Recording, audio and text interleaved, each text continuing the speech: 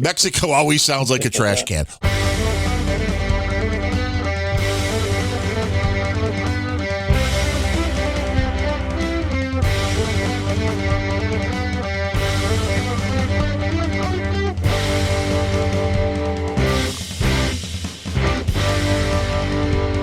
Hello and welcome to episode number 45 of Unrelenting, October 7th, 2022.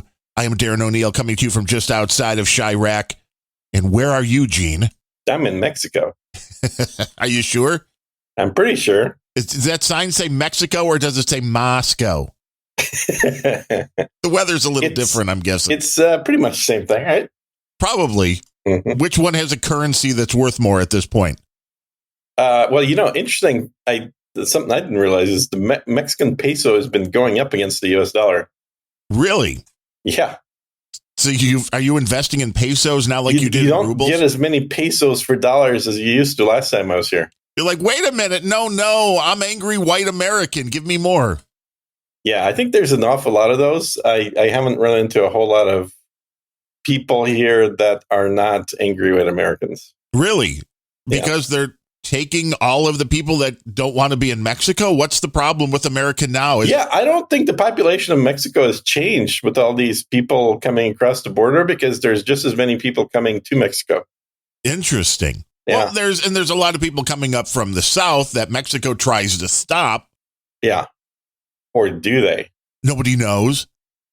And then the question is why? And then they get to the United States, and then we send them to sanctuary cities now, which I think is genius, and I can't believe this hasn't happened for so long. Well, there is a cost involved. I mean, it's not like we can bus them or fly them out there for free. Yeah, that's a beautiful thing. Mm-hmm. And then they get there, and they go, no.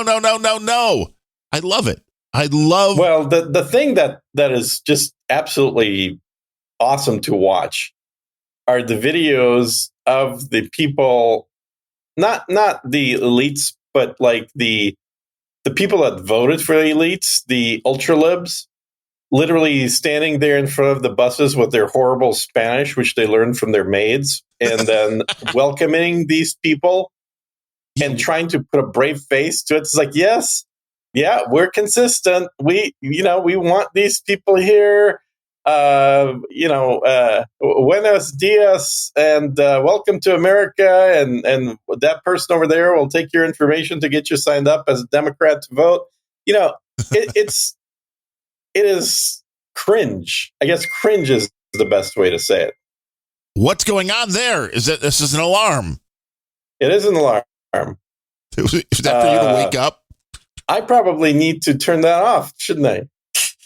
Gene needs to wake up right now. I know, right? I was like, God damn it, I need to get up in the morning. He's having a bad dream. As is America, having a bad dream right about now.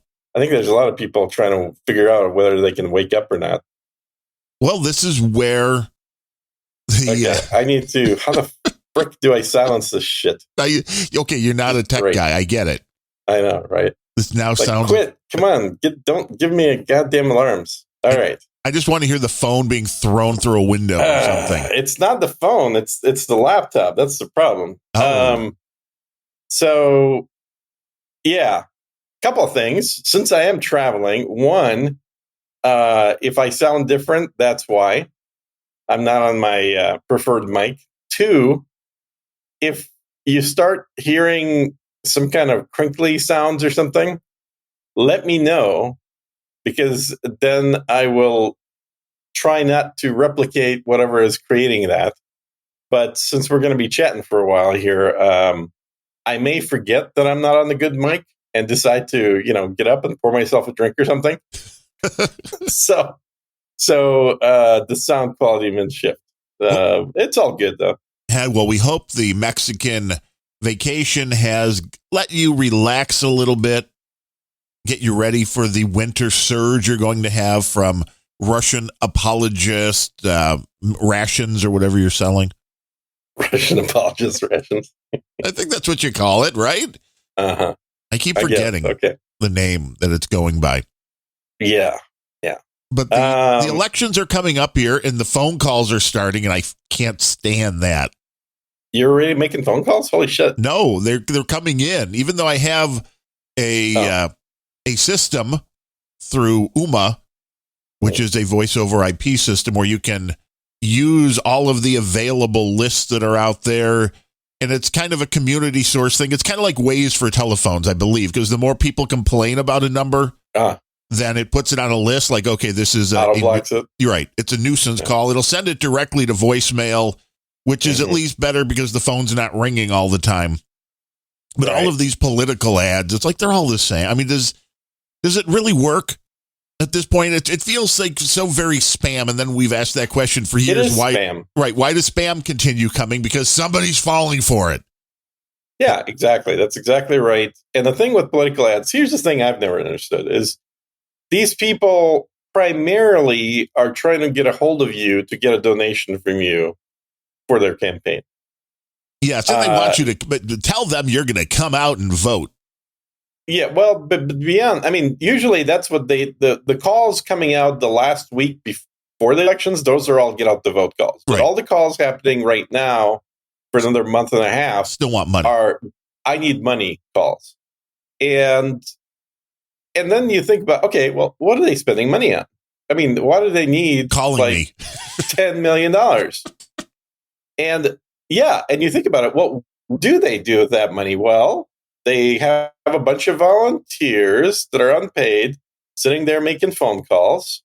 They have some costs to print the junk mail that you're going to throw away without even looking at.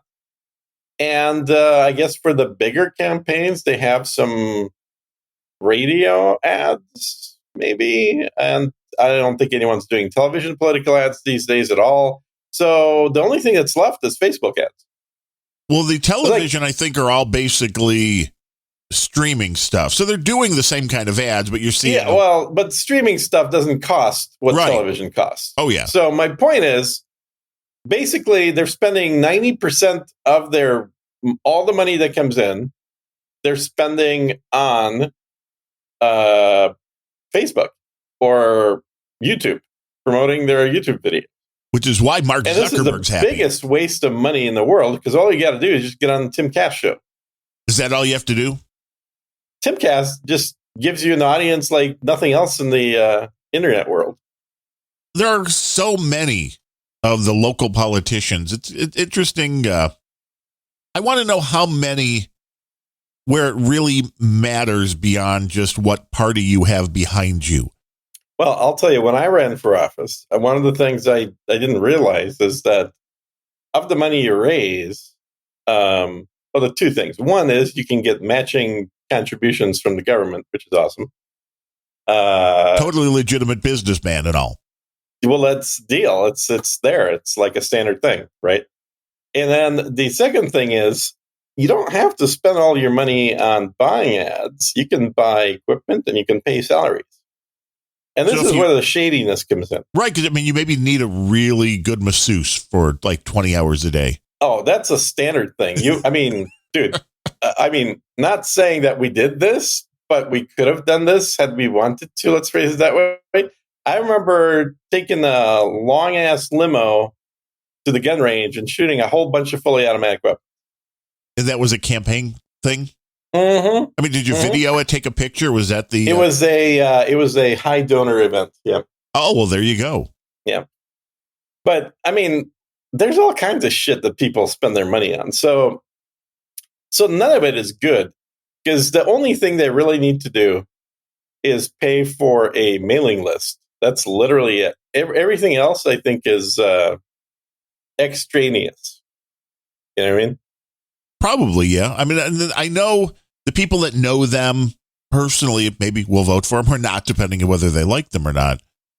I just don't know on almost any level with all of this. Like you said, you're getting a bunch of stuff in the mail and you kind of glance and throw it away. And it's like, but I've never heard of any of these people running for office, even on the most local level. Mm-hmm. So it really comes down to, besides for the amount of people who are actively engaged in politics, which is probably like 3%, maybe. Yeah, exactly. Everybody goes in and goes, it's an R or a D. I don't know how else most people do that. I've really been an advocate. I think there's very few of us, but an advocate of getting rid of the R's and the D's. It would make sense. I think if you don't know what party the person's in, you shouldn't fucking vote for them. Well, I think they did that in California, believe it or not, although I don't think there are any R's left in California. So, well, that's easy in California. It's a monoparty state. Yeah. So you don't have to worry about it. If you have multiple people running, they're all running on the same platform. Right. Which means none of them are really any different than the other. So, yeah. But I do think that the part of the reason we're in the mess that we are with the administration that's taking us into a nuclear war is because of this, because of uninformed voters. People that have zero clue as to how many states there are in the U.S. Yeah, I know. Still going in and voting. But they'll tell you which Kardashian sister was the last one that posted something on Instagram. That'll be a very useful thing to remember when your face melts. It could be the last thought going through their mind. Mm-hmm. Are you really worried about a nuclear war? I mean, I know there have been people in the troll room. Happening, dude. It's happening. That are like getting their iodine tablets and that's the idiots. The smart ones got them a year ago. Isn't this part of the Russian preps package you've got? You get some iodine, a couple Band-Aids, bottle of vodka. A couple Band-Aids and iodine. That's pretty much it. You described the package that hasn't been sold yet. Yes, exactly. It's going to be awesome. I'm really pissed that this war is not coming on schedule. It's ahead of schedule. So I haven't gotten my full line of products out yet. But, there's still an amount of people out there who won't acknowledge or even understand what a proxy war is, I guess. That there's no proxy war at this point. It's just war between the two superpowers. Well, they're still pretending and saying it's not, but that's where Roger Waters of Pink Floyd came out and was actually saying that. And I guess he was in the middle of it. And I don't know why. I guess maybe this affects it somehow. I don't get it. But he was in the middle of a deal, much like Bruce Springsteen did last year or so, to sell his whole writing catalog. And it was about the same bit. It was about the same amount. We're talking about $500 million or so. Okay. And he started making these comments about how this is a proxy war and it's wrong. And they're like, the deal might fall apart. And I'm like, why? Do you think Pink Floyd listeners who are going to be the ones buying this anyway are going to be angry that Roger Waters said this? But this is the world we live in. The Pink Floyd listeners that are paying the money. Right. The people paying the money absolutely are. But it's like you're still going to make the money off the Pink Floyd listeners who don't care what. It's not about that. People keep thinking that it's about canceling. It's about hurting somebody. It's about power. It's not about the money. The money's worthless. Everybody knows that. It's about power. They think they can probably get them to shut up because, hey, you want us to buy this? No, the buying it was buying his catalog wasn't about making money off of it. I mean, they're certainly not going to lose money off of it, but buying the catalog was about flexing. It was about showing, oh, yeah, you know what I bought last weekend? Yeah, the Michael Jackson catalog. What'd you buy? I could barely afford a loaf of bread. It's a competitive thing. It has nothing to do with them liking his music either. No, it's because they believe they can make money on it. No, it's not. That's why I'm telling you right now. Investment. You think it has buying nothing it just to do with making money. This is no different than buying a Rolls Royce, dude. I don't buy that. A catalog like that. You're buying something you can brag about having that is unique. Well, I could buy a Rolls Royce and I would still think that might make you money as well. If you want to believe things will make you money, that's fine, but they don't have to. My point is there's a level of amount of money that you get to. And this is best experienced if anybody has a friend that is on Wall Street. If anybody has a friend that from college took their crappy-ass finance degree and turned it into a $3 million a year salary, these are the folks and the personalities is what I'm talking about, the personality of that type, that you very quickly realize that they've already made all the money they're going to need for the rest of their lives. At this point, it's not about the money. It's about flexing your abilities. what you're able to do. And whether it's silencing somebody, whether it's buying somebody's music catalog, whether it's buying Twitter, it's not about the money. It's about that action and how people will perceive you as a result of doing that action. And speaking of the Twitter thing, has that not been hilarious? Well, I'm getting kind of bored with it, honestly. Well, it's coming to an end now, so it is going to be boring. Well, I'm hoping it's coming to an end because it sounds like that, he was in, then he was out, trying to go out, and then he flip-flopped and he said, I'm in. And then the board said, nope, we're not going to sell it to you. No, that's not how it went at all. Well, how do you think it went? He went that he wanted to buy it. Yeah. They at first did not want to accept it. Then they accepted his offer. Mm-hmm. And everybody went nuts. Yeah. Because Elon's going to change Twitter, which, let's hope somebody does. Mm-hmm. But then everybody went nuts. And then everybody was elated that Elon questioned the amount of bots or whatever. So the deal was pulled. Mm-hmm.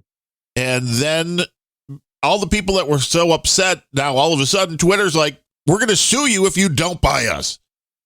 Which is exactly. It's just very strange to me. And, the end result seems to be now that whether he wants it or whether he's stuck with it, he's getting it.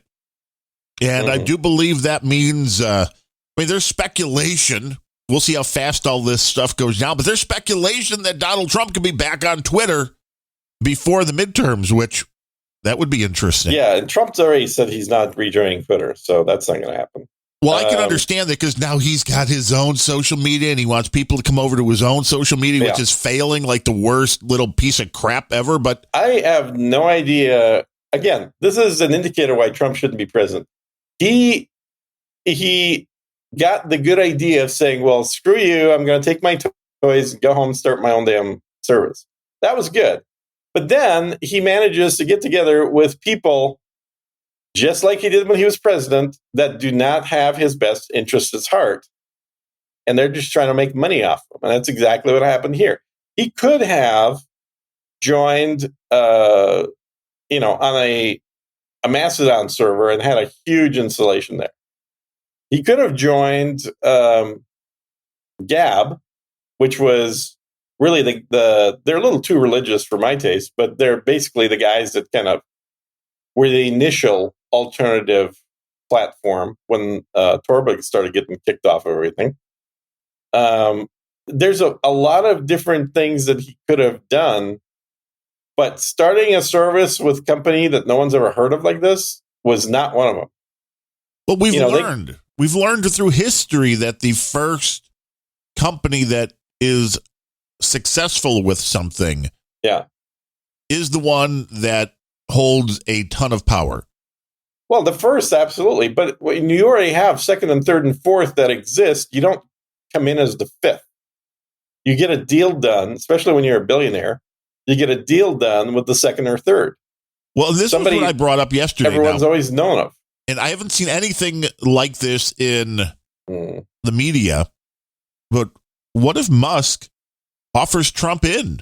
Be a part of Twitter. Own a part of Twitter with me. Let's all be kumbaya. I think Trump's got too many bad advisors, and he's too stupid to realize they're not good for him. That's possible.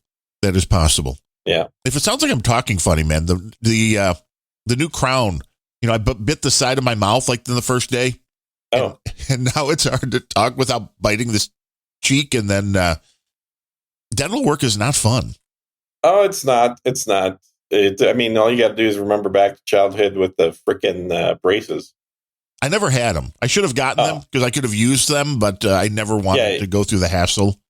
Well, you were like a unicorn in my school. Everybody had them. Really? I don't think it was mandatory. You had to have good teeth? If you were in Minnesota, wait, I don't get this because young boys in Minnesota are usually losing most of their front teeth anyway. In hockey accidents. That's true. Yeah. That's why you have braces. So when you play hockey, you keep your teeth in. your teeth stay in. They don't fall out like everybody's. Yeah, no, I had my share of hockey events. A few pucks in the mouth. Yeah, I mean, like a lot of bloody noses. Were you more of the finesse player or more of the enforcer? I would not say finesse, but I wasn't really an enforcer either. I mean, I just generally just did not. I didn't really like slow down much. So you just ran into people. So if I'm going in a particular direction, dude, then and then you're in front of me, I'm not going to be trying to avoid you. I'm going to go through you. Nice. So, but that also made for a lot of pissed off players that decided to throw down the sticks and get into a little fisticuffs. Yeah, but hockey is so different. It is still a gentleman's game, even when fighting most of the time. Well, yeah. I mean, you take your gloves off. And you ask nicely. I think we talked about that once. There's videos out there of like polite hockey fights. You want to go? Uh-huh. Yeah. Good luck to you. Thank you. And then they go just beat the hell out of each other. I don't know about the good luck to you part. I think you're exaggerating a little. No, there was one. I'll have to find it on YouTube. Kidding. It was actually, good luck to you. And it's like, and then it was on. Mm-hmm. Like, okay. Are you sure it wasn't, good luck to you? Yeah, maybe. I guess it all depends how you say that. How you say it, exactly. But but all the weasels are now dumping on their homeboy Elon. I just saw a tweet from Gary Kasparov, the ex-chess player who got beat by a computer. Yeah, well, he wasn't using anal beads. That's the problem. Yeah, that's probably the problem. Who are you to reward years of Putin's war crimes with Ukrainian blood and land? It's amazing. It's truly amazing that all these Nazis are coming out of the woodwork now.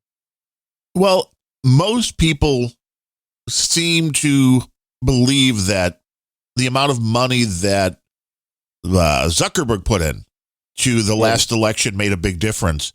Mm-hmm. Elon's got that kind of money. Why can't Elon just offset all that? Elon is not a conservative, and this is why he's been the darling of these people for so long. Is Elon is a socialist libertarian. But it's all about power, so maybe he just wants to go with the other people. Well, he's starting to realize. I mean, he's finally at that age where he's starting to realize power is more important than money. And maybe that the people that are spewing the idea, and here's the interesting thing about politics. When it comes down to just ideas, a lot of the stuff the radical left says sounds really good until you go, well, how are you going to pay for that? And what is the human toll on this? But the concept on its own was like, we have to save the planet. Well, yeah. Who doesn't want to save the planet? I don't want to save the planet. Screw that. But why are you selling prepper goods? Oh, wait, that makes sense. You're selling the prepper goods for when the planet goes poorly. Now, the planet's going to be just fine. It's the humans that are going to be out of luck. But that is the thing where if you don't really pay much attention, you're like, oh, of course we want women's rights. Of course we want, it's again how you frame everything. Mm-hmm. So, yeah, apparently there is pushback on Twitter. On which part? The buying of? They don't want to sell. Wait, is this the latest thing? Yeah, I read that last night and I just double checked this morning. Yeah, it's in court now because the Twitterers don't want to sell it to Musk anymore. I don't understand. They were suing him to take it. Yes, and they would like to get the money from him for not buying it, but they don't want him to buy it. Don't you understand? It's clear as daylight. We just don't want him to control it, but we'd like his money. I don't understand. Yes, that is correct. But of course, if they prevent him from buying it, then he gets to sue them as a stockholder on behalf of stockholders for issuing their fiduciary responsibility on behalf of the stockholders, which is a brilliant thing about him already being a part owner when he wants to buy it. Yes, because he's a part of that board. He's a part of that. And so he gets to sue them, which I've done once before too. And it is very pleasurable to sue the guys that are fucking with you. I guess I had it the other way around. I had a company that was suing me, but I was on their board of directors or their board. And so I got to ask all the fun questions at the annual meeting, like, why are you spending all this money on on frivolous lawsuits. Because we don't like you. I had a little problem apparently with me, but you can imagine why. Most companies that I've worked for have gone out of business. Is that on your consulting business card? Yeah. Well, yes. Worth me go out of business. I mean, companies that I actually with me. So you're working hard to put them out of business. Well, I think that I'm trying to keep them alive on their last throws is the way I would look at it. But it's like one of those things where the patient is already gone. There's not much you can do. Mm-hmm. With the Twitter thing, do you think that Twitter as a whole has the kind of influence that everybody is kind of inferring that it does? Meaning, okay, let's just assume Elon takes over or any crazy conservative takes over and plays the exact opposite game that has been going on Twitter. So rather than all of the conservatives, which it seems, again, my point of view from what I've seen, if all of a sudden all of the conservative voices are lifted and the liberal voices are quieted. It's not going to happen, but sure, even if that did, let's just pretend that did. Does that change anything when it comes to the political climate, the voting results, anything at all in the United States? Mm-hmm. Does that have an effect? I mean, yeah, probably. It gives all the news media one less source to say on Twitter today, blah, blah, blah. Because Twitter's going to be, no one's going to mention Twitter anymore. Twitter will disappear. It'll be really good for Facebook if Musk buys Twitter, because every reference to Twitter, and they're happening literally every minute right now in traditional news media or even online news media, they'll all change back to Facebook. Like, it'll be awesome for Facebook if Musk buys this thing, because they're going to mute Twitter. No one will say a damn thing about Twitter. It'll be as though it doesn't exist. So this is why I think it's a stupid move for Musk. I think his net worth is going down by buying this thing. But again, it's not about the money for him. So he doesn't really care that his net worth is going down, because he'll make up for it on the rocket side or whatever side, or the satellite side, car side. But yeah, I think that as soon as that deal is final, there'll be it doesn't even have to be a formal agreement. It's just going to be a taken for granted agreement from all mainstream news that you do not mention the word Twitter or any comments of anybody on Twitter ever again.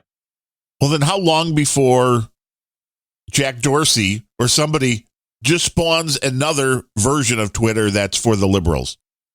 Well, Jack Dorsey is really not a liberal either. I mean, he's just gay. So he kind of, I think, feels like he wouldn't be accepted into conservative circles. But Dorsey is he's very similar to Musk. He's like a left-wing libertarian. But will somebody recreate it exists. That service? It's called Gab. Gab's been around for years now. The liberals aren't going to Gab. How often do you see Gab mentioned in mainstream media? Never. Exactly. That's what Twitter's going to become. But if Twitter disappears, then they need the new Twitter. And I don't think it's Facebook, because nobody really uses Facebook. Is not a friendly. Does anybody really ever use Twitter? No. I think a lot of people use Nobody Twitter. uses Twitter. No, it's all fake bots. Well, there's a lot of bots. I haven't been on Twitter. I shut down my account 4 years ago. Well, you're not average. No, I'm ahead of average. That's what I'm saying. In the last 4 years, I think everyone shut down their account. And you're right with the fact being that on Twitter. Not only does the media reference Twitter, Twitter has become the media. There's been multiple times where it doesn't even matter the news source anymore, whether it is an aggregator like Drudge or Off the Press, or whether it's Fox News or CNN. By the way, Drudge is not a conservative. No, of course not. Yeah. I don't even know if he still owns that site or if it's been taken over. Yeah. But there have been a bunch of stories. I think he's owning some Chinese company. It's quite possible. But there's a bunch of stories where you click on it and it just takes you to a Twitter thread. Like, that is the news. It's very bizarre that's the point we've gotten to where the major news aggregators and sites point to conversations on Twitter like they're a news article. Mm-hmm. Like, it's not. It's anybody can say anything they want. I mean, granted, okay, maybe there's somebody that there's a journalist or an independent journalist that you trust their opinion or whatever, and that's why you're linking to it. But it seems very strange to me for that to be treated as news. But I don't know if that really affects anybody who doesn't have their mind made up, because let's just pretend for a minute that elections are fair and realize that the people on the left always going to vote for the left. The people on the right always going to vote for the people on the right. There's only a small group of people, or maybe it's the largest group of people. It's the largest group. That's the thing, is the people that always vote the same way on both sides are small. It's the middle group that are just usually people that don't know how many states there are in the U.S. This is what everybody's trying to go for, because that's who determines elections. And where are they being convinced? That's what we're going to find out, I think. Yeah. I think mostly by Cardi B. Really? This is who we're listening to? Uh-huh. That's good. Yeah. I don't think Cardi B is in the center of anything. I think, but Kanye. Well, Tesla's down 4% this morning. Whoa, wow. Hope you don't have too many. What do you have, like a million Twitter in is Teslas? down 1%, just under 1%. On Thursday, Associated Press reported that Musk's lawyers said they wouldn't accept that the company, the Twitter, would not accept Musk's offer. Wait a minute. I just want to understand this. Mm-hmm. The last volleying back and forth was Twitter, after Musk backed out, using the reason that they wouldn't give him real numbers. There were too many bots, so he didn't feel it was valued fairly. That was Musk saying, I'm pulling out because of this. Yeah. And then Twitter went, wait, fuck you. We want you to buy it. You have to buy it. We're going to sue you because you pulled out. Yeah. So then Musk came back in with... It's not about they have to buy it. It's like you have to pay the penalty then. But, and he's saying, and his arguments, his lawyer is saying, well, we're going to pull out, but we're not going to pay the penalty, which is $1 billion, because the deal was structured based on lies. Therefore, we don't owe you any money. But rather than deal with this in court, then he said, well, okay, I'll pay you the full price. Well, I think here's what I think happened. I have no inside knowledge here, but this is my suspicion. Is, how he posted his little, hey guys, we're getting too damn close to nuclear war and all my stuff can disappear if that happens. I will no longer be the richest dude anymore. And who doesn't want to be the richest dude? Yeah, exactly. So how about we get Ukraine and Russia to the negotiating table? Obviously, there's a few concessions that have to be made here. And that got him a fuck you Musk message from the ambassador of Ukraine, got him the Gary Kasparov of like, who the fuck do you think you are message. Well, yeah, because Ukraine is rolling in the money. Yeah, and exactly. And it got Zelensky, who is himself a billionaire. Amazing for an actor in his late 40s that he's already a billionaire. Especially an actor not in the United States. No one's ever heard of 5 years ago. Yeah. Exactly. And anyway, so the back and forth with him. And I think I think the buying of Twitter was triggered by this exchange with Zelensky, because what happened is, I'm sure you heard the story, I'm sure everybody else has too, is that when Musk sent his original message proposing that there's some negotiations that happened, that was based on a poll that he put up. And the results of the poll were basically that should Ukraine and Russia try and negotiate, or does Ukraine need to keep on fighting no matter what? Keep on fighting till the end. Right. And when Musk sent his message, the results were 60-40 in favor of negotiating. And because it was over 1 million people. That is the logical answer. That is based on people that have Musk as somebody they follow on Twitter. once the Zelensky crowd got that, they called the State Department, which kicked in the bots, which is incidentally why I've always been suspicious of this deal happening at all, is because one of the biggest uses and one of the ways that Twitter generates money is from the condoned bot farms run by the State Department, and which represents probably 30% of Twitter. So once that happened, Zelensky bitched and replied, and the poll instantly flipped around, kind of like the elections. Right. Well, yeah, U.S. elections. When you went to bed, the elections that wasn't monitored by international monitoring agents that should have been. Yeah. Yeah. And so it turned into a 41-59 on the opposite side, where most people are saying, of course, Ukraine should keep fighting. But I heard that there were elections in these areas. Is that not true?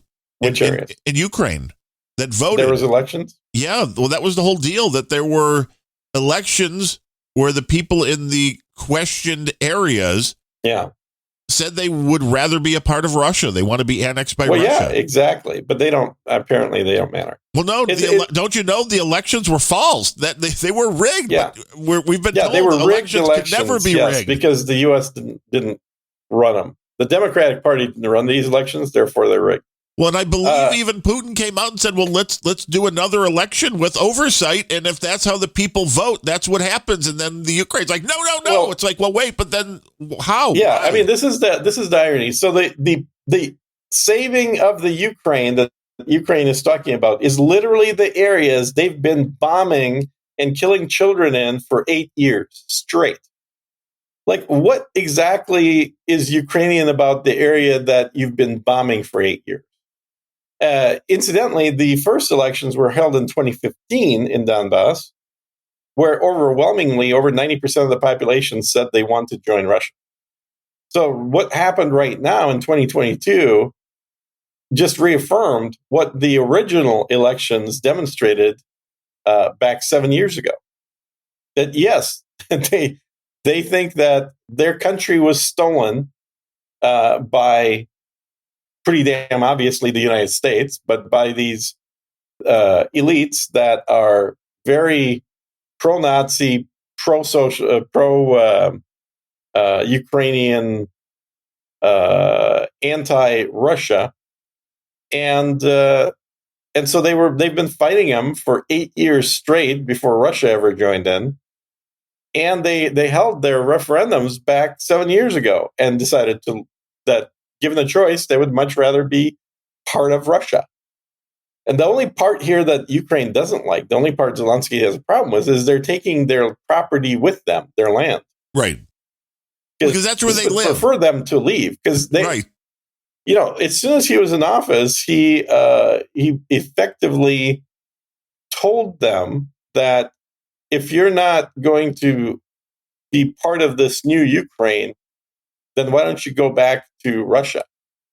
I mean, like, I'm paraphrasing, obviously, but effectively that was the message, and they are. Well, and they're going to move. The logical thing in almost all cases like this would be some negotiation is going to be needed. Mm-hmm. The fact that it's like, well, no, we have to keep fighting no matter what is very much like mush brain Biden saying if China does anything with Taiwan, then we're going to have American boots on the ground there. It's like, no, you can't say that. And that was the other revelation, of course, yesterday, is that we do have American boots on the ground in Ukraine. Oh, there's no question. Yeah. No, I mean, that slipped out yesterday. That absolutely we do. And even if you didn't have official troops from the United States, the mercenaries have already been there, and you can make the case that, a gun for hire, it doesn't really matter where they come from, but it kind of does. There's a couple of things there. One is there's no prohibition on Americans going and fighting in Ukraine. So you're not breaking the law. Disallowed from doing that at all. Now, in some countries, they're starting to realize, oh yeah, we need to put these into laws that people aren't allowed to do this, because it'll make Russia target us, right, well, with their next tsunami bomb. Well, and rightfully so. When it's American missiles that are coming over, it doesn't matter who's firing them. I think the whole boots on the ground thing is going to become less and less of an issue because we're getting closer and closer to conflicts, and and like this has been a continuous journey to conflicts where there are almost no people involved on one side and only people involved on the other side. So the U.S. has already been doing this in the Middle East for a long time, where most of the fighting is done with drones, which makes sense. We're just bombing shit selectively. We're not actually sending a unit in to clean that up later. Like we consider it enough to just bomb a cafe with some kids sitting there enjoying coffee, and leave it at that.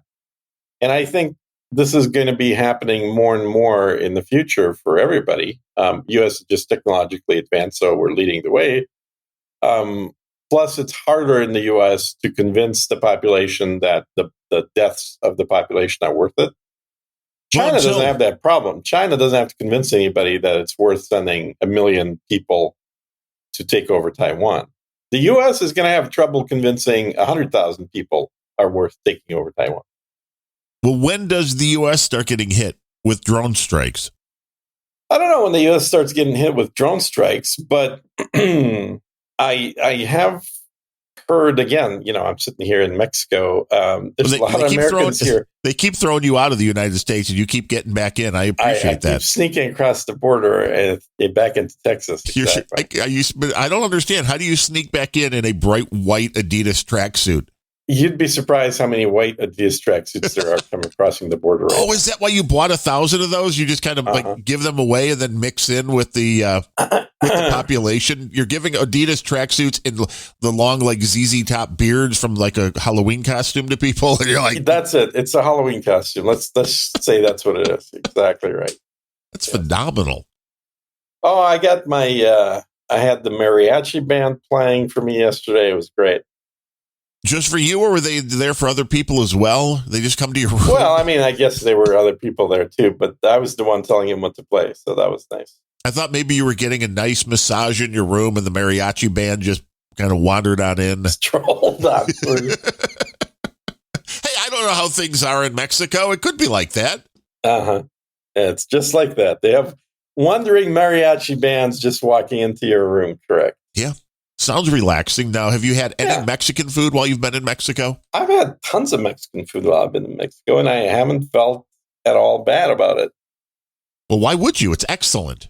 Well, I don't like Mexican food, really? For one. And two, it has a history of giving me heartburn. Oh, that's right. We've talked about that. Yeah. But not this time? And so far in Mexico, nothing I've eaten of Mexican variety has given me heartburn. Maybe people aren't trying to poison you on this trip. Maybe that's what it is, huh? It's possible. Well, I don't know. I mean, I'm kind of immune to a lot of poisons, so I'm not sure what people are trying to give me. I don't know. I had some, I don't remember the brand, but it was a refrigerated soup. I was like, oh, that looks good. It was a broccoli cheddar soup, and that does look good. It was a mistake, though. I mean, I had a very bad reaction to it. I don't know if there was... a chemical or something botulism. Weird. Yeah.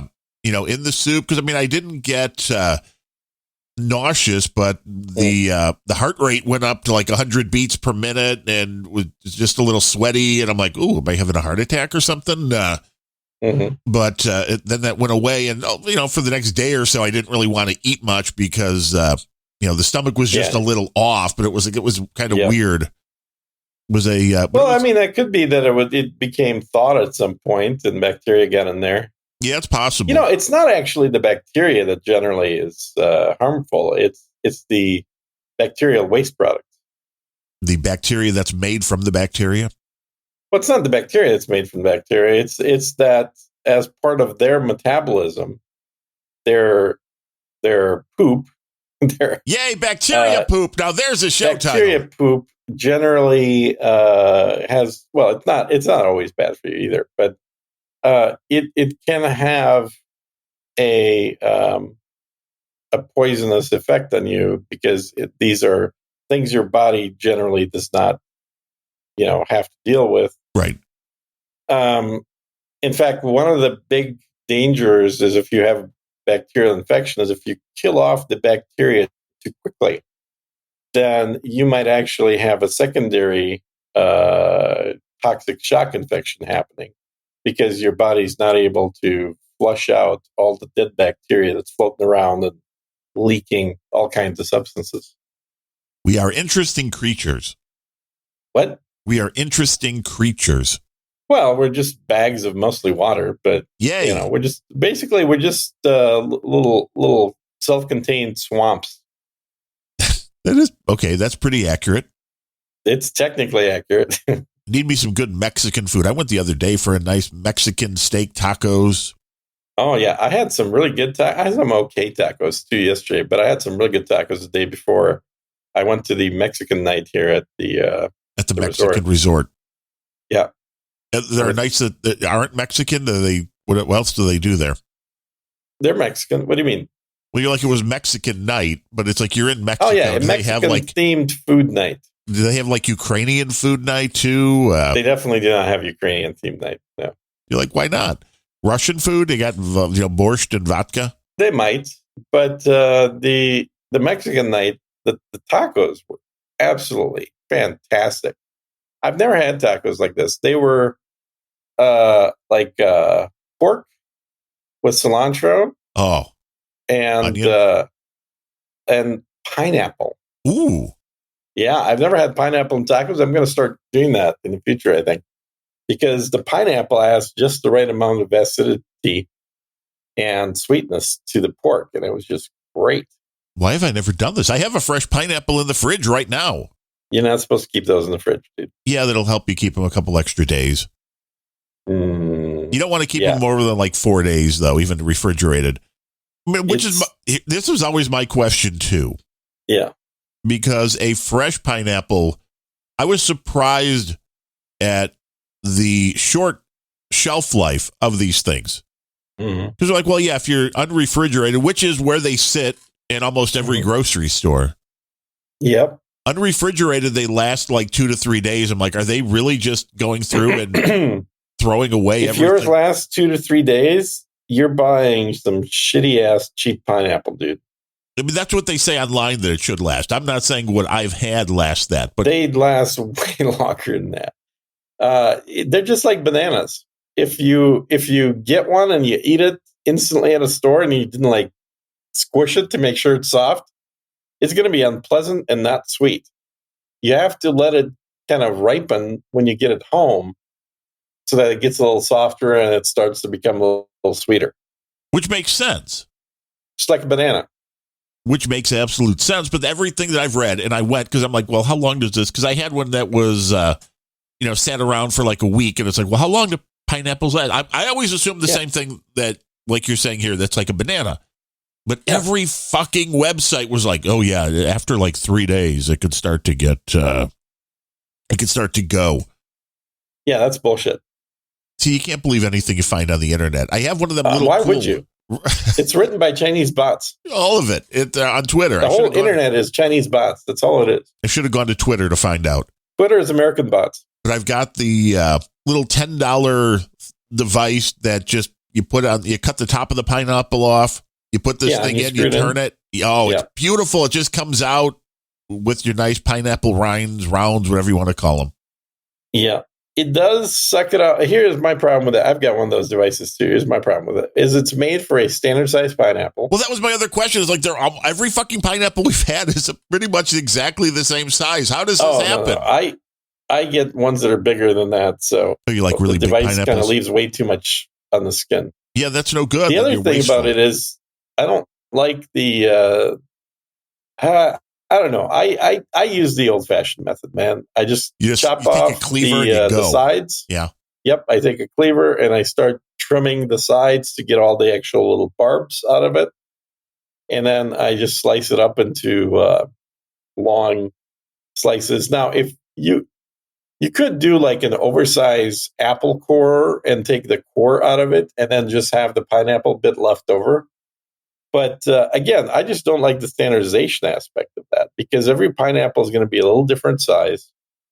And sometimes if it's sweet, you can get much closer to the core without it tasting like a piece of wood. Right. And it's still juicy and yummy. And then you have a much thinner core. And then the exact same size pineapple, but not as ripe, will have a core that's twice as thick.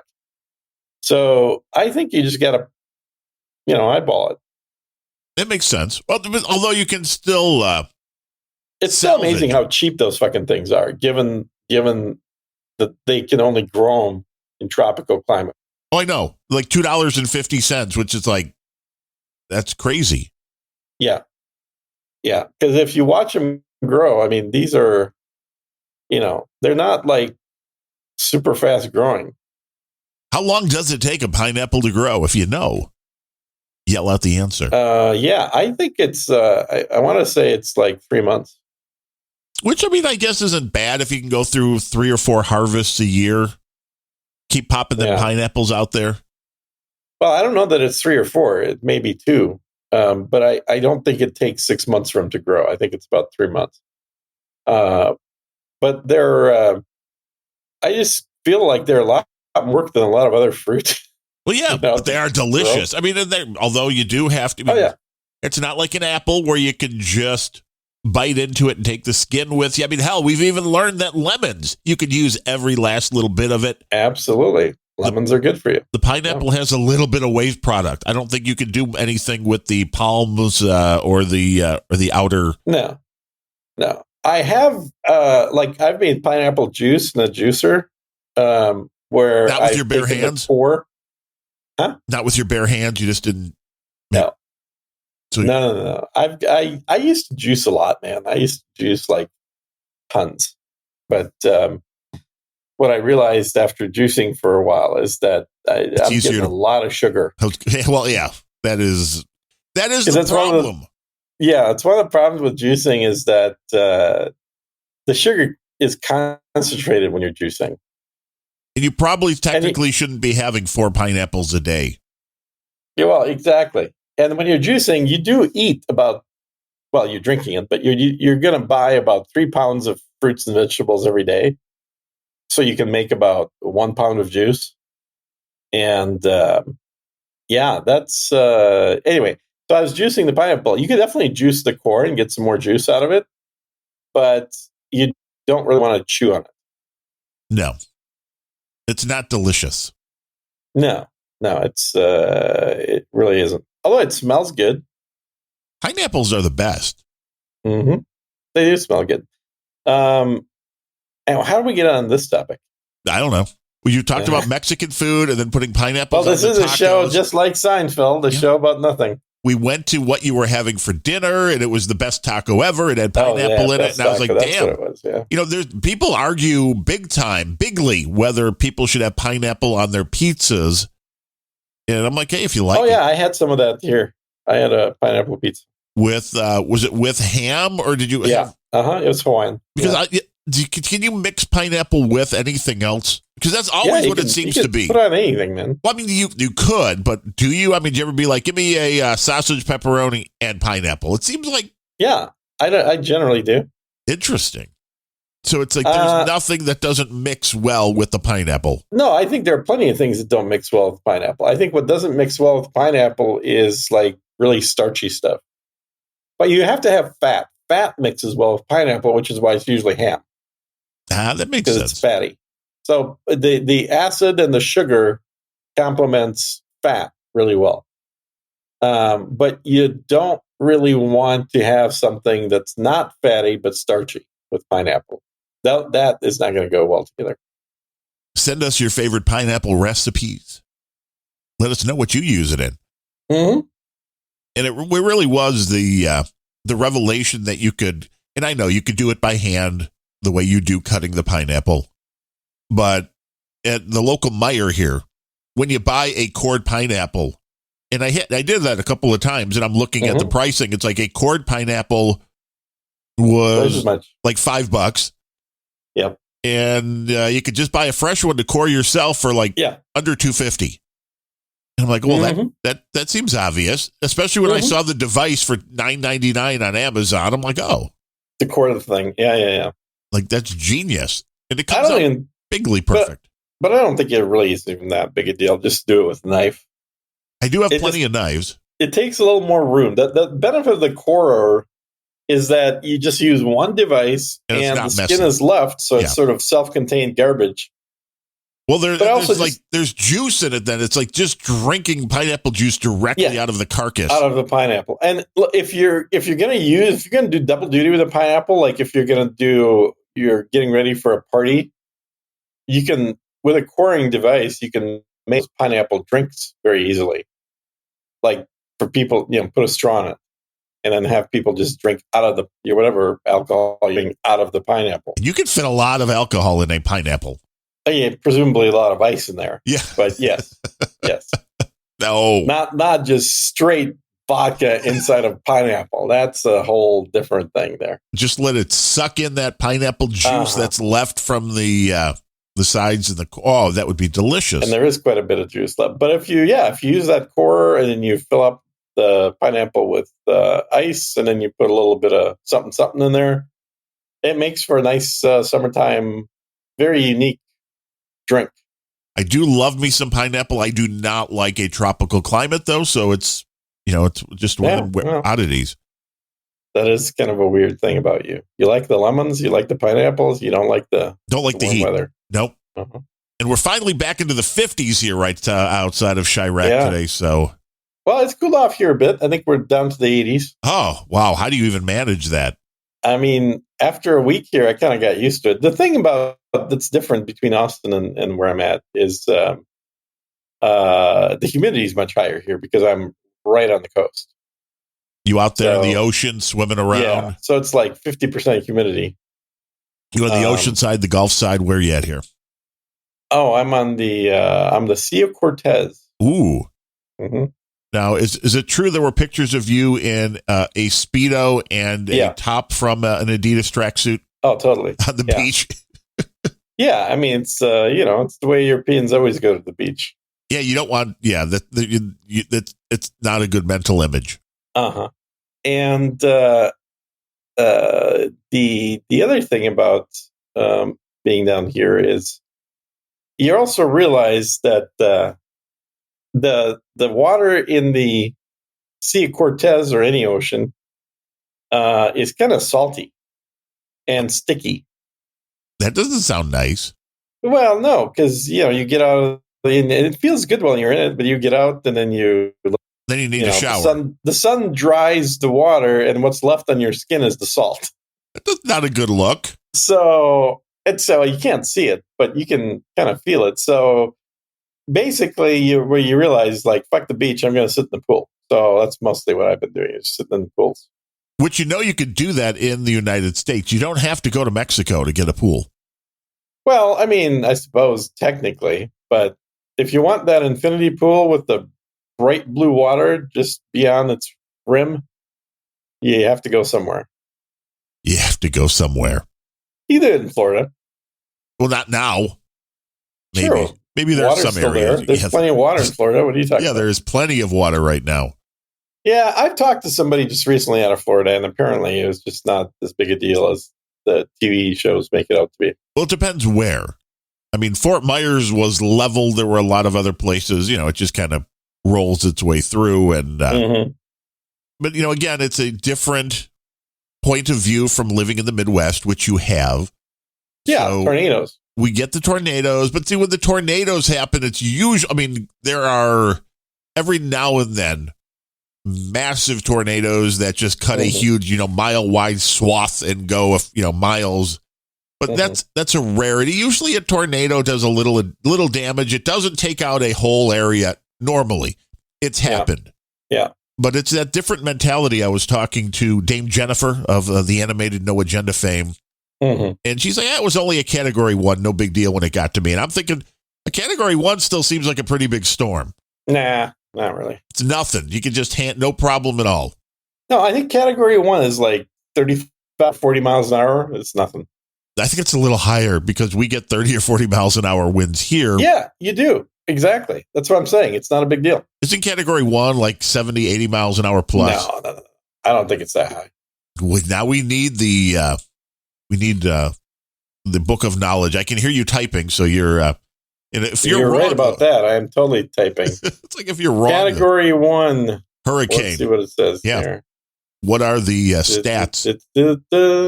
What makes Category 1? Yeah, what makes for 74 miles an hour. There you go. It's not a big deal. I was right. You were wrong.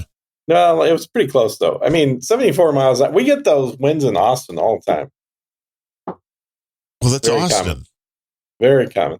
Actually, not in Austin. We got them in Dallas. Austin isn't as windy because it's more hilly, but Dallas, which is completely flat, not only do you get those like 50 plus mile an hour winds, but they're straight line winds, meaning they're not gusts at all. It's just like a continuous wind at the same speed in the same direction for an hour. Like somebody turned on a big fan. Or like it opened up a big drain. Yeah, that's also, flooding is a problem too then. Yeah. So I don't know. Whatever. I kind of like Florida every time I've been in Florida, and I've been there a lot of times, and I generally stay in South Beach. But I've stayed in Boca too, though. But it's I don't mind it at all. I like it. I like the critters running around, all the little lizards and things. Yeah, little geckos just making their way. Or like 5 foot long iguanas and stuff. With the geckos, I mean, every time we were down there, it seems like one, and this was in the Sarasota area. Every trip, at least once, a gecko got into the house and trying to catch one of those things. Yeah. Lots of fun. Well, as long as he doesn't get in your suitcase. Well, yeah, you don't want to bring them home. They don't want to come to Illinois. No, they'll die. This is not the climate they want. No. And I've got geckos in Austin, though. They're not as cool as the Florida ones, though. No, why is that? I don't know, but they're more, they're like, I think they do better when they're in a wet climate like Florida. Which is what I hate, is the humidity. Yeah, the humidity. That's what I was going to, is that the one thing that in Florida gets to you after a while is it is super humid all the time. So you literally can be in an air-conditioned building, you got out of the shower, put on some fresh clothes. You go from the house to the car 25 feet. When you get in the car, you're sweaty. You're like, what the hell just happened? There's zero evaporation happening from your body. So all that sweat that happens from just being alive, it just drenches you. That's the only real downside, I think, of Florida. So if you're sitting on the beach and you're just chilling, I think Florida. I don't know. I'm trying to decide where I should go on my vacation. You're on vacation right now. I know, but I'm trying to decide where I want to take my next one. Do I want to go back to Mexico? Maybe I'll just go to Florida? Yeah, I mean, Mexico, it's been too many in a row. You need to mix it up. That's just the second one this year. Why don't you go to Hawaii? Why don't you go to... Oh, I hate Hawaii. Really? You're not... Don't they have pineapples and coffee there? It's too long to get there. Everything is overpriced. Well, that's true. There's nothing at all in Hawaii that I can't get much faster in the Gulf of Mexico. There you go.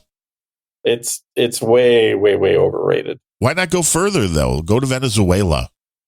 What's wrong with Venezuela? Nothing. I didn't say anything. I'm like, go to Venezuela. Yeah. It might be a fun trip. Go to Chile. Go to South America. Have yourself a time. Well, that's a lot further away. I mean, there has to be... This is the beauty of what I like about Mexico, is how close it is. Well, for you, it's like right next door. Me. So it's literally a 2.5-hour flight. Now, is that when you're trying to avoid the authorities too, or is that just a direct commercial flight? I just have direct flight from Austin to Mexico. Okay. You take your Gulfstream? No, I don't take my Gulfstream. I don't have a Gulfstream. You're thinking of Adam, not me. Oh, I was close. Yeah. No, he'd like a Gulfstream. Who wouldn't? I wouldn't. Well, because of the cost, or just because you don't like the luxury of a personal jet? Honestly, there's certain benefits to a personal jet, but there's also downsides too. What are the I mean, besides paying for it? It's cramped. I mean, it's okay. You don't have as much standing room, that I get. And I would like standing room. Yeah. But commercial airlines, the seats are so damn small that They're not small. they are. They're not that small. They're very small. I don't know. I feel fine. I don't have enough. Well, that's because you're like 4'3". So the leg room is you have perfectly fine. I'm like, I can't. I don't fit in the seats. And that is something that I think that literally, you want to talk about human rights? Speaking of, I totally forgot. So when I flew out here, I sat next to a reality TV chick. Really? Yeah. Were they filming anything at this point, or just this was your downtime? Well, I don't know what do you mean by downtime. Well, I mean, reality TV chicks, usually there's 14 cameras on them at any given time. Oh, no, not a current one, like an ex-reality TV chick. Interesting. So she was on that show that was like The Hills or something. I don't know. Yeah, The Hills. Yeah, that was. Have you heard of that? It was on MTV. I only know of it because I was scrolling through a torrent site the other day, and that series was up, and I'm like, what the hell was The Hills? I remember it kind of. I didn't remember if it was. So this was the cute one from that show.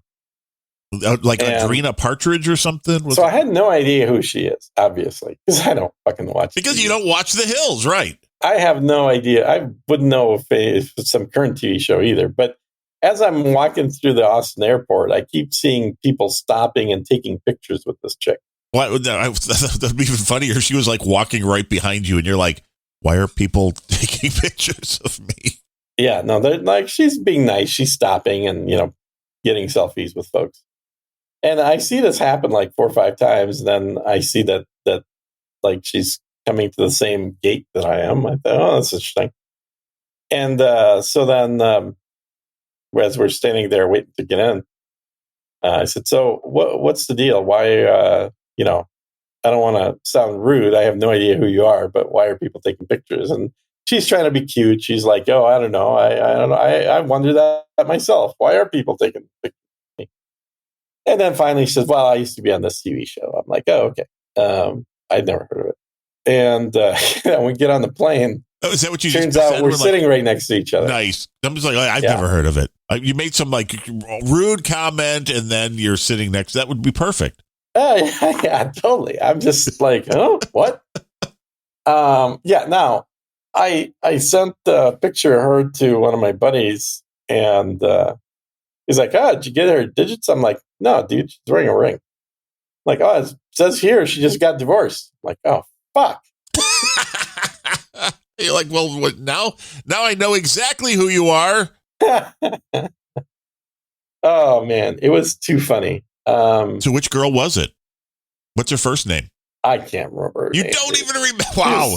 She was really cute, but I was, I wasn't gonna. You were so impressed you didn't even file away her first name. So if you run it, she's on the return flight, you'll be like, hey, you. She's not on a return flight because she was only coming out here for 5 days. Allegedly. Maybe she's stalking you now. You don't know. I'm pretty sure she's not stalking me. But it was kind of weird how like people always all wanted to get photos with her, and I have no idea who this person is. Well, and you do remember this show is Seinfeld. You remember meeting the model, Jerry on the plane.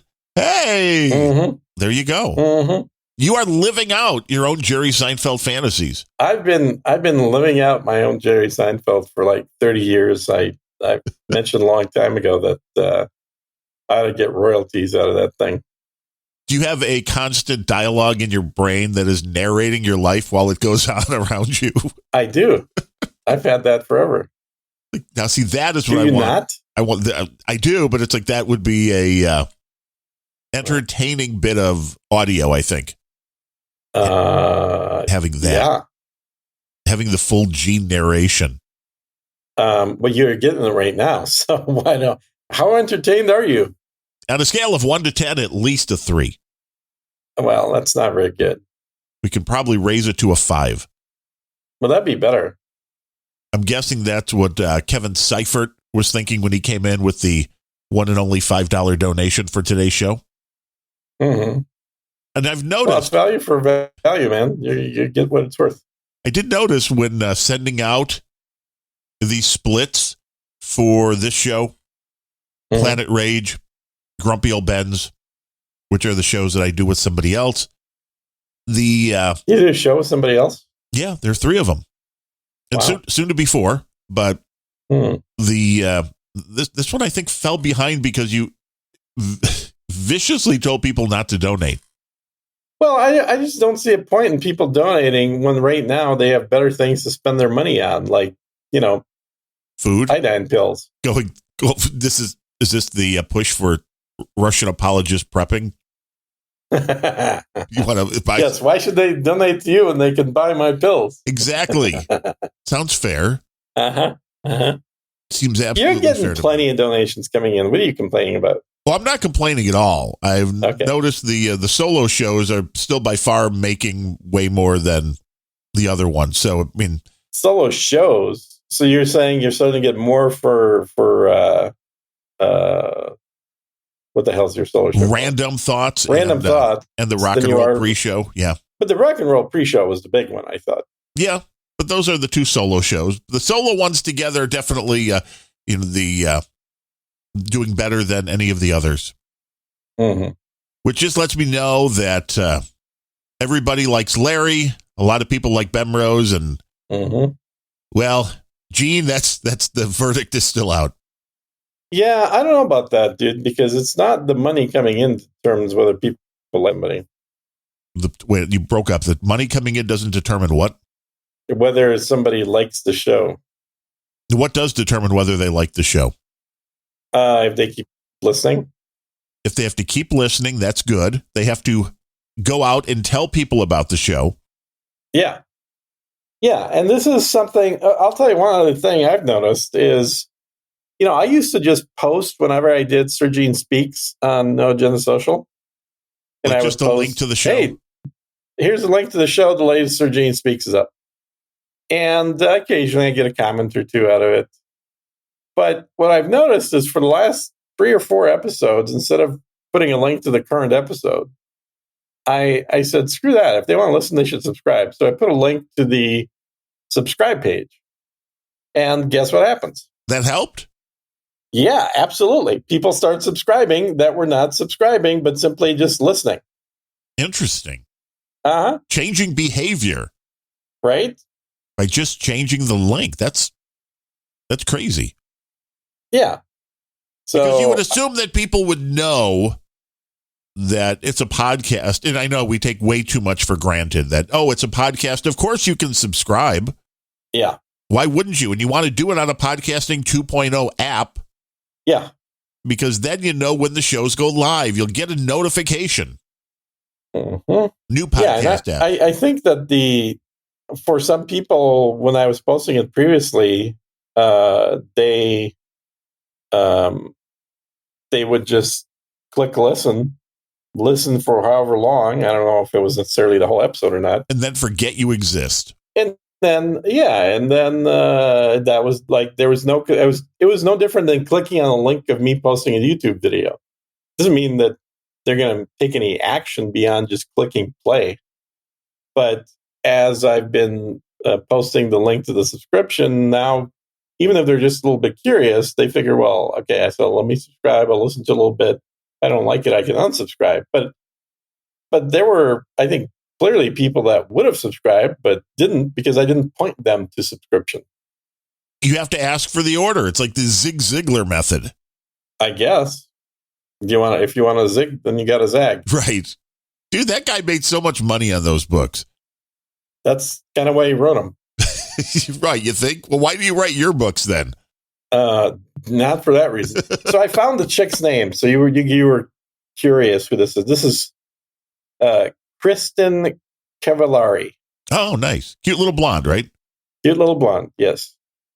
Exactly. So, she was adorable, I would say. There you go. There's the word. Word for the day. The adorable girl sitting next to Jean, born in 1987, which means she's perfect for you. 35. That's right. Well, that's a little old for you. Way too old. Yeah. No, she didn't look bad for her age. Definitely say that. I mean, it helps when you look like a model when you're in your teens. That's true. Right. You age better. afterwards. Right. No, there's no question. The last thing she was in was The League. That was a great show, The League. Very funny show. Was it? I don't know. I looked at her thing. I hadn't seen a single thing she was in. She was in one episode of The Middle. Yeah. One episode of CSI New York. Yeah. And was in one episode of Veronica Mars. Who knew? As an actress, because otherwise it's all just... yeah. And I think she has her own, or she had her own show as well. Okay, so this No Agenda Millennial is that's right. She just got divorced. Again, I'm talking weird because of the dental work. She got divorced from Jay Cutler recently. So she was married to a football player. She's perfect for it. Oh, is that what it was? I don't even know who that is. You don't Jay Cutler? You don't know Jay Cutler? No. Wow, you are so far out of things, man. Yes. My brain is filled with other types of knowledge. Is better knowledge. I mean, I only know because he played for the Bears. The Bears. Yeah. The Bears. The Bears. They always suck. Although they're going to have a new stadium coming, so that might be good. But anyway, so that was my, like finding out after the fact that she's who the hell she is kind of story. Oh, here in Celeb Wives of Nashville on Reddit, Jay Cutler allegedly caught hooking up with his friend's wife. Yeah. Whoops. Yeah. Yeah, because that's right. She was coming from Nashville and then flying through Austin to Mexico. And you didn't offer to take her on a moonlight stroll. Biggest choking piece of shit quarterback ever, says No Agenda Millennial. Tell us how you feel. There you go. There you go. But at least you enjoy. At least you got stories out of this trip. One, that's good. You got some relaxation. I got a little bit of work done, not a whole lot. How many chapters of your book did you write? 0. What kind of work you been doing then? I spent about 10 hours on the book, and I So wait, this is like the scene of Jerry. You don't have a George with you to sit there and try to write the script of, we have hello, or the. That's, we have the.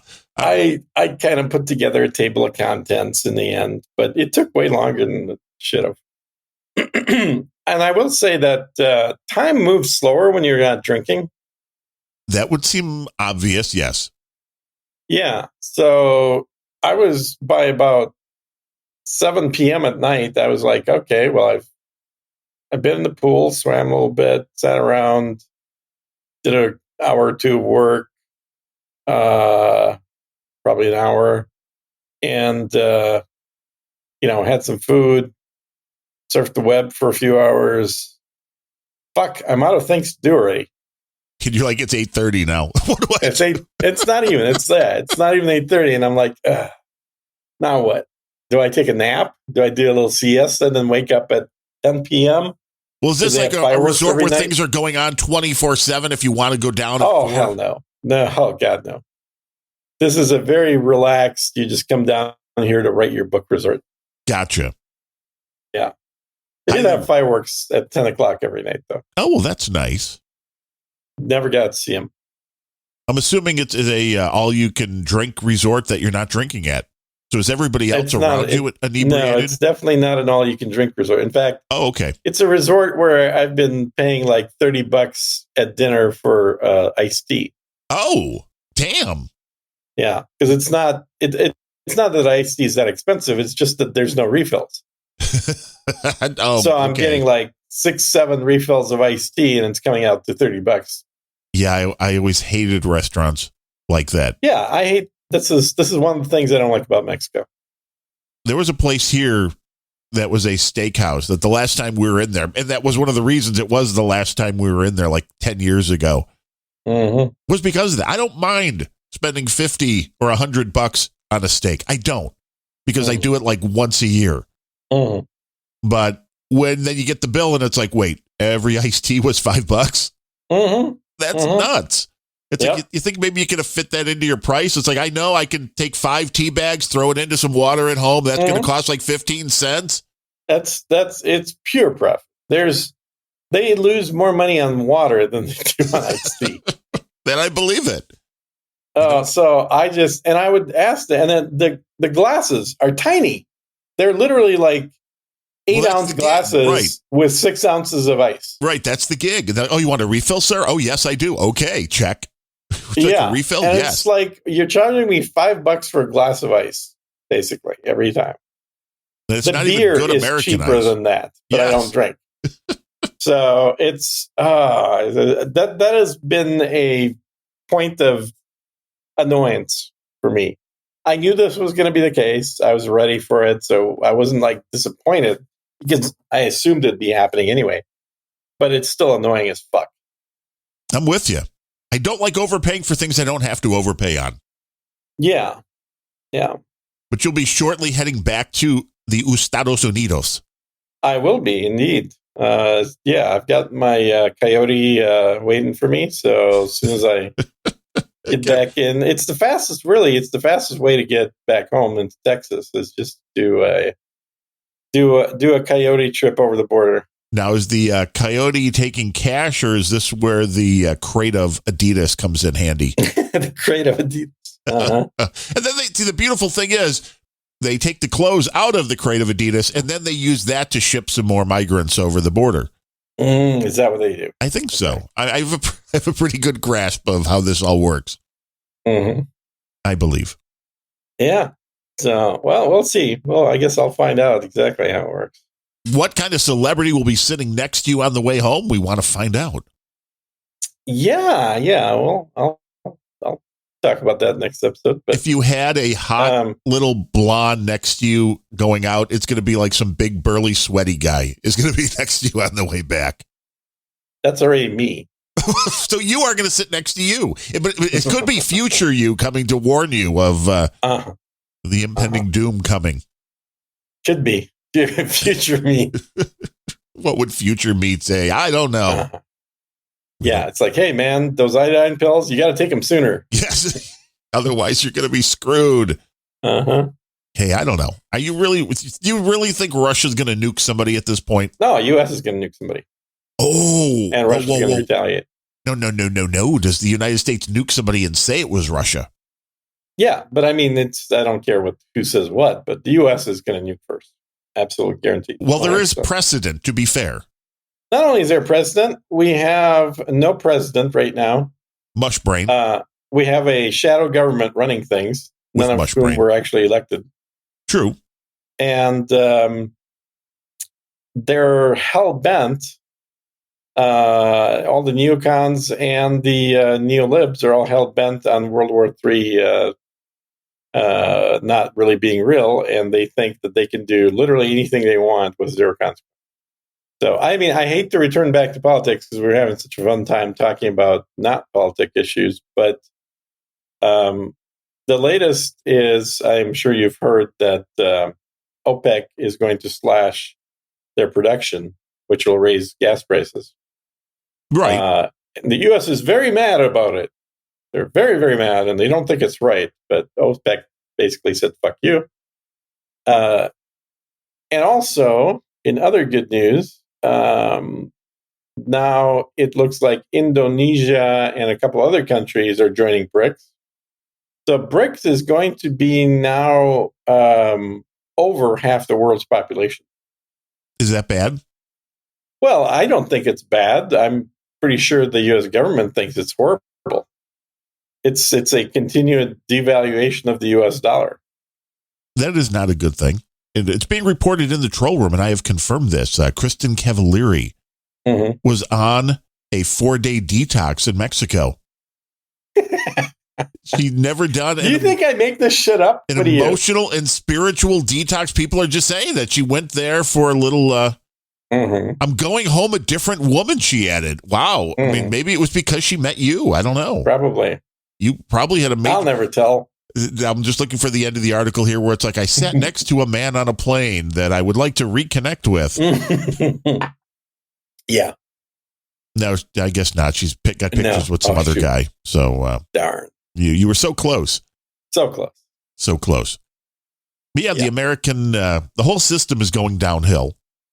Oh, yeah. Yeah. It's that's the thing is that countries right now that have had no choice last 25 years are starting to realize that, oh, maybe we're going to a bipolar world after all. Uh-huh. And that means like we don't have to, kneel and bend over backwards for the U.S. Because the U.S. has no power right now. Well, the U.S., I wouldn't say that. The U.S. has plenty of power right now, but it is definitely losing its standing in the world. And well, that was intentional. Oh, okay. Well, I think this was the whole thing, because when you go to the whole New World Order, One World Order concept, mm-hmm. having the superpowers does not work. So they wanted to bring the United States down to a third world country level, and damn, we're getting there. We're definitely getting there. But this whole rhetoric of it's like Putin's isolated. He's against the rest of the world. No, it's actually the U.S. that's getting more and more isolated. Yeah, there's no question. Because the rest of the world, including OPEC, including Saudi Arabia, well, it seems like are making choices that are a lot more pro-Putin than they are pro-United States. Well, yeah, the Saudis and Putin seem to have an understanding, which is going to fuck the United States beyond all. And I don't know if you heard this too. Now, Elon Musk is getting accused of working for Putin.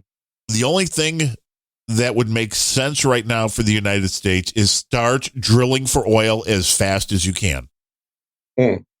Get to be back to energy independence, and then you can say fuck off to OPEC, you can say fuck off to Putin, you can say fuck off to the Saudis. I don't think we're really worried about energy independence. I mean, of course they're not. They don't want us to be. They want right now. The current administration doesn't want us to be energy independent. But the only way the United States becomes successful at this point is to do that. But the leadership doesn't want that. That's the point.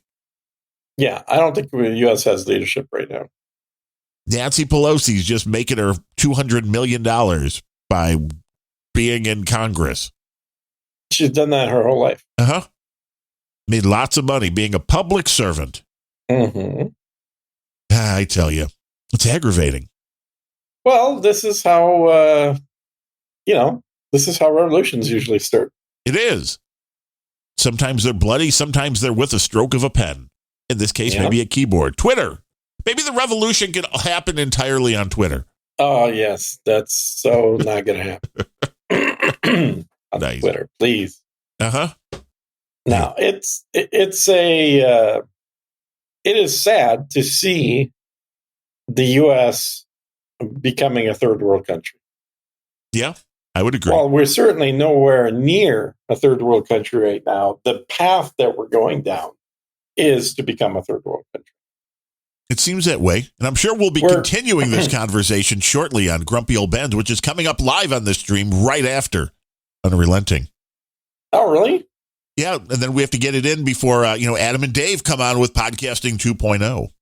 I was going to bring Bemrose in to the end of this one, but that would have needed a clean feed. And you wanted to use Zencastr. Oh, he doesn't know how to use Zencastr? Well, I can't really connect both of those. I was ready for one thing and then had to call an audible. Well, why can't you connect him on clean feed? Because we're not on clean feed. Well, you can use both at the same time. But I wasn't set up for that. Oh. I was going to use the same clean feed and only have you, because you're only going to overlap briefly. I mean, you guys can't stand each other. That's why you're never on the same show. You're like the only person that says that. I swear to God. Well, that's half the fun, isn't it? Yeah, apparently. Every time he and I have been on, we're like 90% in agreement, and then he's just wrong about 10%. Sir Bemrose says, Gene's Audio, a stellar endorsement of Zencastr. Well, it's because he's vacationing in a garbage can today. That's why it's a little bit of that. It's an AKA Mexico. Uh-huh. Mexico always sounds like a trash can. Looks like one. Wow, sorry about that. Wow. Anybody in Mexico. Wow. And if there, I need one of the great no agenda artists.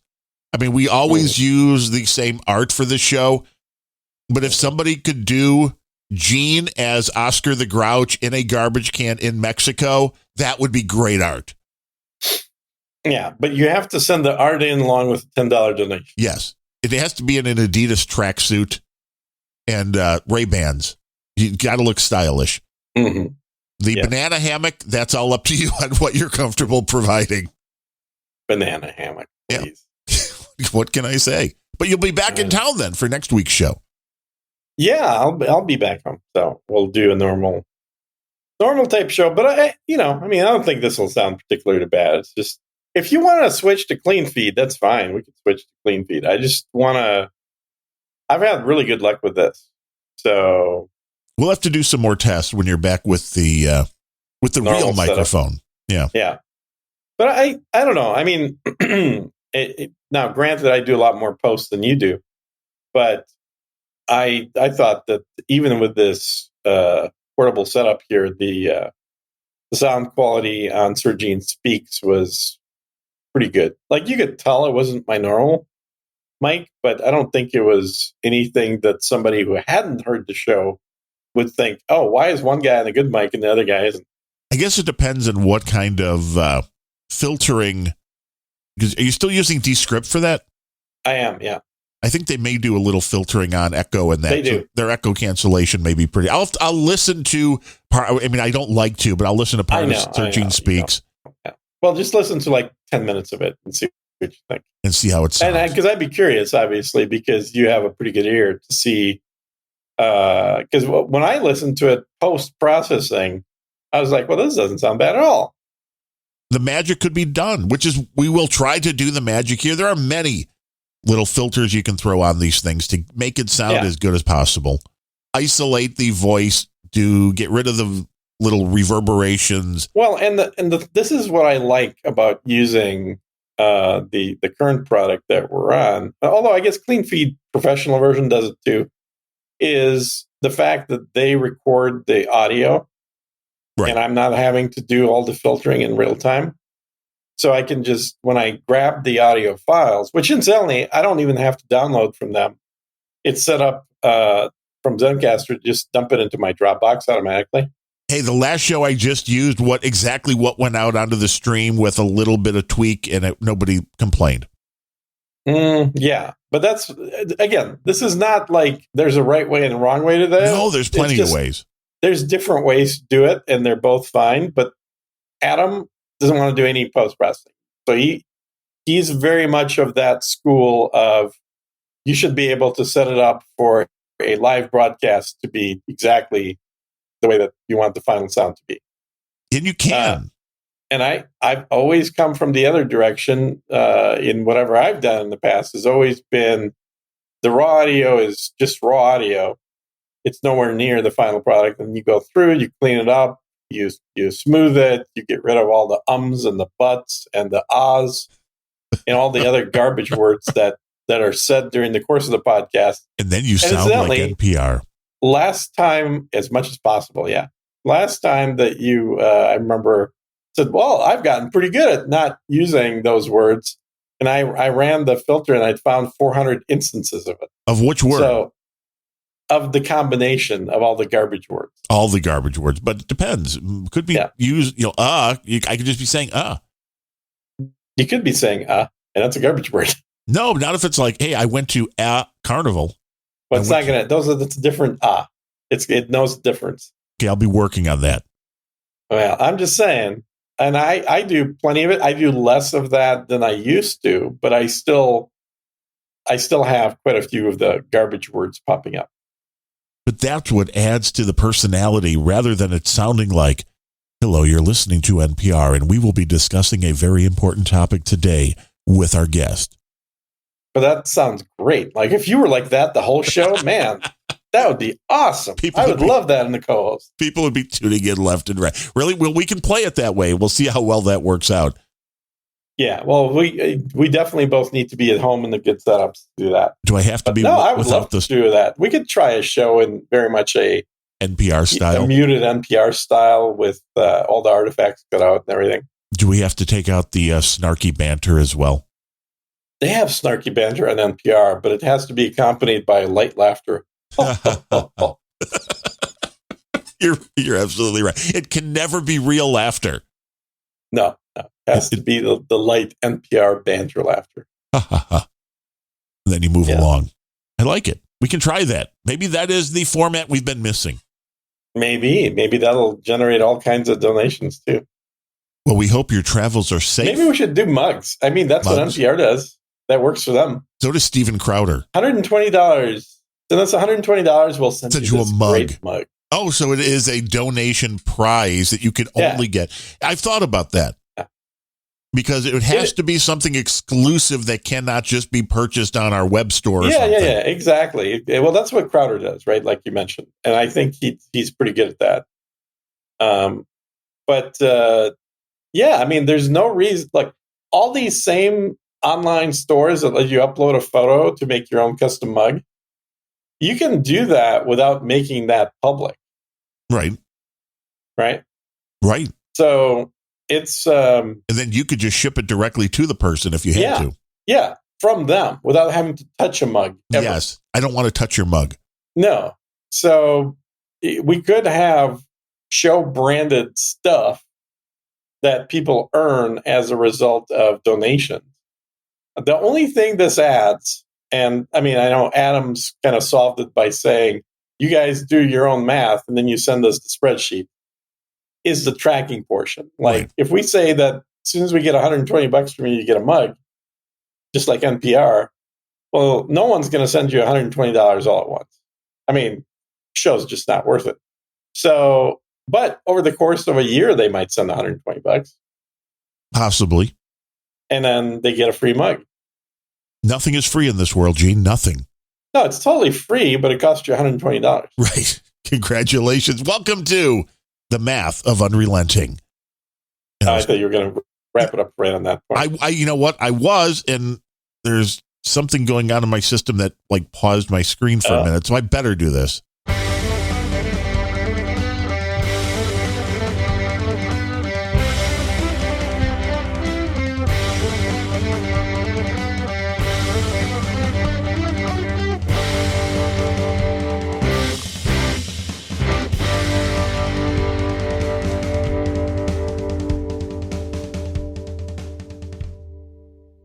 Interesting.